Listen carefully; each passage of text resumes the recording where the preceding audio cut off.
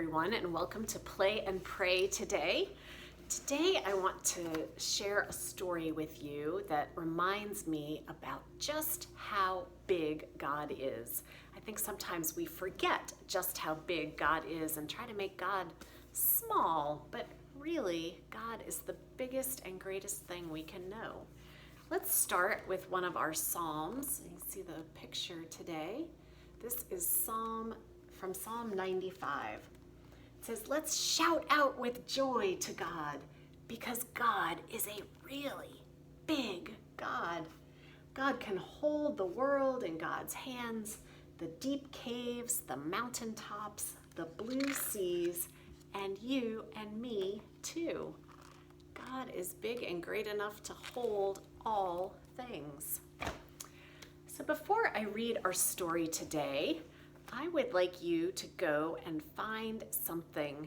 If it can be big, that would be great. Something big that brings you comfort or that makes you feel safe and secure. Maybe it would be a big stuffed animal or a big blanket or maybe even a big person in your house or maybe your big or not so big dog or cat.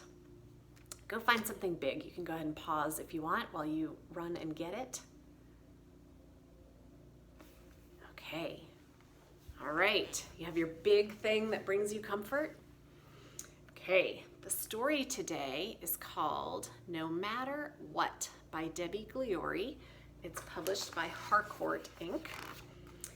It is just a delightful story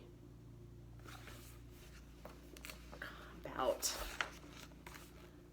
no matter what. Here we go.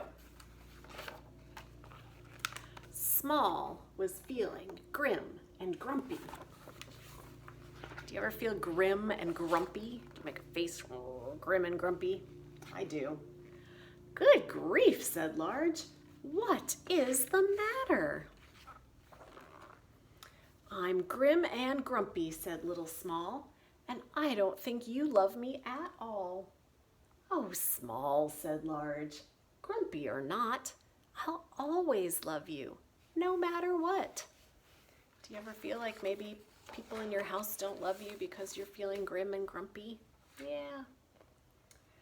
If I were a grumpy grizzly bear, would you still love me? Would you still care? Of course, said Large, bear or not, I'd always love you, no matter what. But if I turned into a squishy bug, would you still love me and give me a hug? Of course, said Large, bug or not, I'd always love you, no matter what.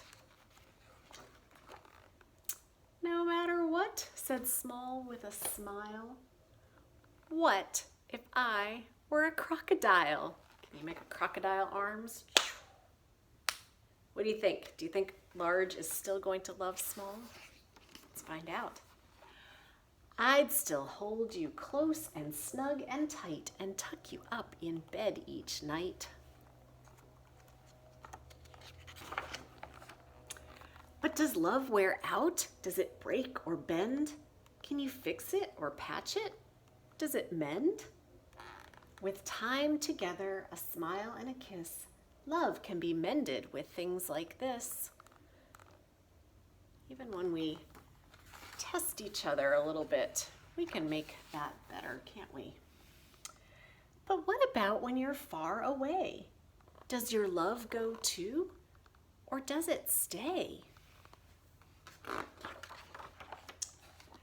Look up at the stars. They're far, far away, but their light reaches us at the end of each day. It's like that with love. We may be close, we may be far, but our love still surrounds us wherever we are. Even when we're apart, our love still connects us, right? Oh, look at that big sky. How little you feel when you're under that big sky, right? But you're still connected. The end.